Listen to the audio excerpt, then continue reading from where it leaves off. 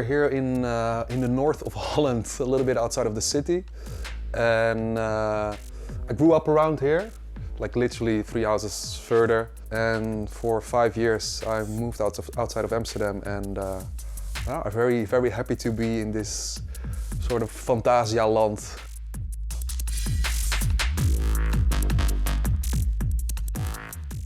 I don't know if it influences the process I make or do, but I do remember like tracks I've made, which when it was like very stormy day or like very cloudy or very sunny. So I think it does influence actually, but because everything is, you can see right through it, then you also remember it, you know? But it's nice to don't have neighbors, to just can go to your studio whenever you want. And I think it's really sort of gives you peace of mind and also more trust in your production process. Well, I started making music with a friend of mine, I think when I was like 18 or 17. We bought like a machine, an 808 clone, an Acid Lab Miami, and like a Sox box, like a 303. So we were like very into the classic 808 303 kind of combination. And yeah, at some point you just start developing. And I put for a joke, like something I made, like a jam online on SoundCloud under Identified Patient. And then I got a text message, or a message on SoundCloud, yo, you want to release it? And then sort of the ball kept on rolling. But like what I made in the beginning was like, it was not what I had in mind, you know? It's like more like the outcome you have at that period. But I always had like something different in my mind, but I was not skilled enough to make it, you know, because it's for me, some people are very fast, but I'm sort of slow. And every year I become slower and slower and slower with making music. But the process took actually kind of long to where I am now. I'm sort of happy with what I make now, but there's still a lot of things which can be better. It's more detail these days. So I think I'm now 30. Yeah, within 12 years you develop styles, you develop things you like, and I think I'm now at the point that I have something in my mind and I can almost make it. But there are some certain things that still needs to have time, of course. Also more like classical playing and shit like that. But yeah, then you just start buying gear, and it just goes in and out. And at some point you have pieces which do not leave the studio. And that is for me like the Octa track and the MPC.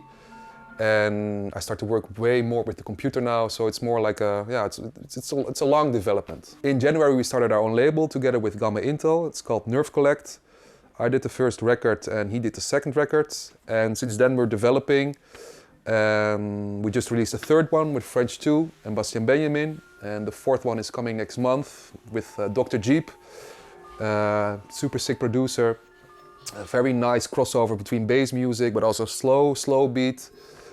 Techno, and yeah, very happy with how that is developing, and there's coming a lot of stuff more actually. Yeah, when I create music, I start with a flow, but most of the time it's just like you gather a lot of things, you know. It's like a soup. You put a lot of elements in it, and then you see what is coming out.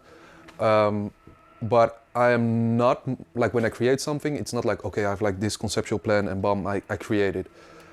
Would be nice, but I think I'm not in the state of mind to do that yet, you know? But it's most of the time I just start sampling stuff, you know? And then all the ideas come, they just, like how David Lynch always says, it's you get an idea here, and then pop, at some point it becomes something, and then you finish it.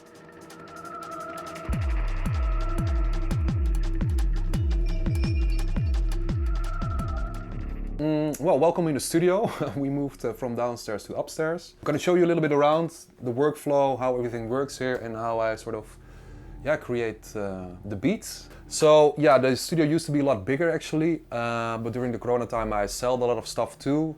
And then at some point you start to notice, okay, what are like the core synths or stuff I need. And that is, for example, like this one. It's a GRP A4. It's this Italian guy who makes it themselves. He's now developing also like the A2, the A4, the A8, so you have like different versions, but it's this one is the A4. I use this, I think, in every production, because the low end is so nice on it. So I just I start with like a sine wave, and then more of a second oscillator into it, which is in this case a square wave. And if you filter it in a nice way, put a little bit of internal distortion on it, and you can also use the step sequencer to give it a little bit more life.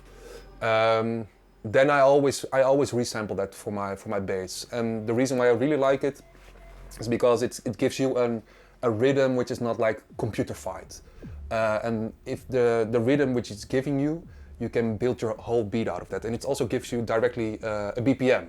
So it can be 110 BPM, 140, 160. It doesn't really matter because it's an internal rhythm, and then you already have like a sort of a starting point, you know.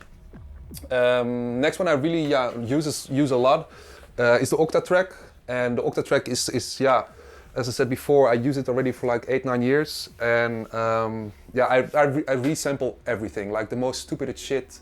It goes into the Walktrhough, and it gives you so much creativity, and it's in the beginning the learning curve is pretty high, but once you know it, it's like second nature to you. And I'm very never gonna sell the Walktrhough again, never.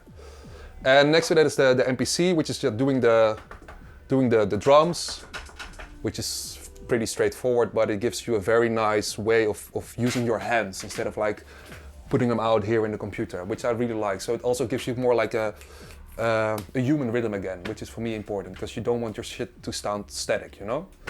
And these three are like the core principles of my whole studio. And then it all goes, of course, to the mixer, and you use for example, some distortion, and then a lot of internal processing. So normally I just start with a groove, and it is for me like sub bass. It's very important. And I think I sampled something weird from a video game or something. I forgot, but yeah, it's like this. It's like a nice, like majestic kind of pad. So we can use that later for in the track. But I think the most important was for me that I sampled some sub bass from this and put a kick underneath it.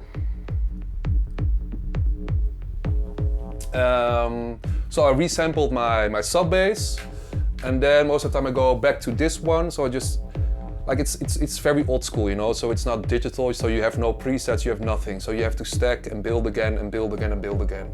So I created the sub bass, and now I can make something new on top of it. So I literally have to sample, you know, or I do it in Ableton. Everything comes to the mixer, and from the mixer it goes in the computer, all separated, so I have everything clean and I can do all the effects on it. And yeah, I have now this, and then I check, okay, maybe add some drums, for example. Okay, well, I'm just gonna jam a little bit, and then you will see like what comes up.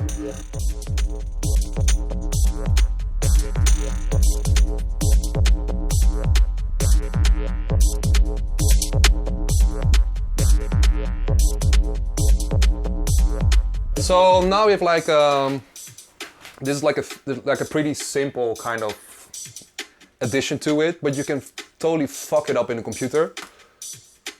And most of the time I do that with. So this is like very weird kind of stuff.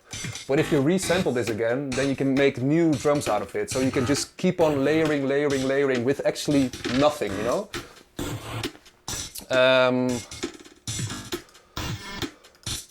But I will keep it simple today. So you have now this. Okay, what should we add? Maybe some conga, some additional drums. And now we have like 4 or 5 elements, and you already have like a groove going on, you know.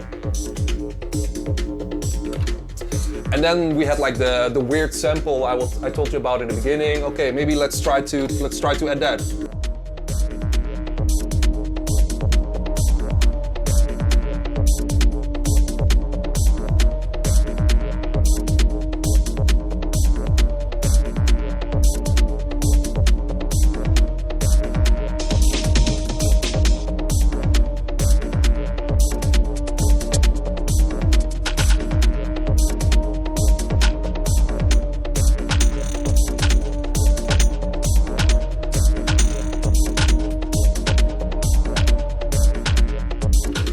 So now I have like a few elements. Normally I would then multi-track everything. So you have like all your spores here, and then you can start stacking again. And these days I try to go as fast as possible into arrange mode, because else you will end up with the endless loop, the endless groove. And it's also like arranging is also where sort of the magic happens, you know? It's very important to think about the structure of a track and how you want to do it. And also if you're stuck with an arrangement, then your stupid mind starts to think like, oh fuck, how are we gonna fix this? And if you in that kind of mode, then the creativity also flows. Because sometimes you're like, okay, it needs like I call it like a third element, which is sort of like a lead or something weird. Then you start to resample, then you start to look for different things. And that is very important. And once you have that, then you feel the energy also to finish the tune, which is, yeah, at the end of the day, very important to finish a fucking tune, you know?